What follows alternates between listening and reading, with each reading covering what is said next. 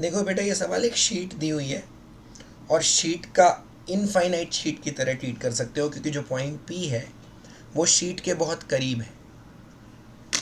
नहीं, इनफाइनाइट दी ही हुई है, तो इनफाइनाइट नॉन कंडक्टिंग शीट दी हुई है जिसपे चार्ज डेंसिटी सिग्मा है। ठीक, सिग्मा चार्ज की वजह से पॉइंट पी पर, जो उसके एक्सिस पर शीट से परपेंडिकुलर एक्स दूरी पर एक पॉइंट पी है जो मार्क करके रखा गया है, वहाँ पर पूरी शीट की वजह से फील्ड थी ई नॉट, ऐसा दिया हुआ है। अब कह रहा है कि मैंने शीट पर पॉइंट ओ को, ओ देखो क्या है, पी से शीट पर जो परपेंडिकुलर डाला गया है उसका फुट है ओ, ओ पर आर रेडियस का एक गोला काट के खाली कर दिया, मतलब शीट को खोखला कर दिया बीच से सेंट्रल पार्ट में।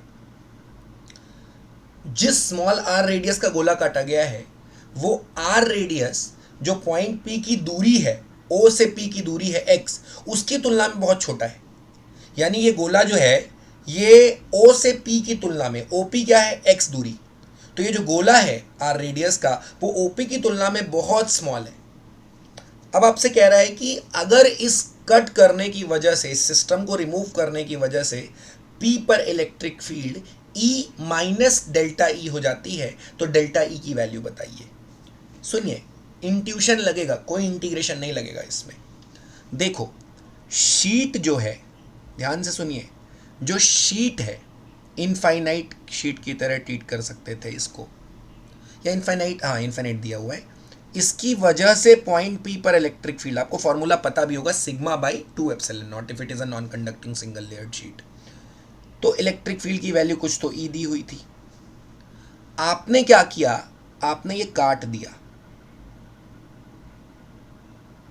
और जब गोला काटा तो उसके साथ एक चार्ज निकाला, उसके साथ एक चार्ज निकाला, और जो चार्ज आपने उस गोले को काट के निकाल के अलग करा है, एक्चुअली उसी चार्ज की वजह से जो इलेक्ट्रिक फील्ड थी वो घट गई। कहने का मतलब है यहाँ से जो चार्ज हटाया गया है उसका जो इलेक्ट्रिक फील्ड में कंट्रीब्यूशन था उतना ही इलेक्ट्रिक फील्ड तो डिक्रीज करेगी। ओ पर पहले जो फील्ड ई थी वो शीट की वजह से, जो रिमेनिंग पार्ट है उसकी वजह से, प्लस जो पार्ट अभी नहीं है उसकी वजह से, दोनों की मिला के फील्ड ई थी। अब आपने एक पार्ट हटा लिया, तो जो पार्ट हटा लिया वो जितनी फील्ड डेवलप कर रहा था बस उतनी फील्ड की ही कमी आएगी। तो क्या हटाया है आपने, आपने मान लीजिए यहां से चार्ज क्यू हटाया है।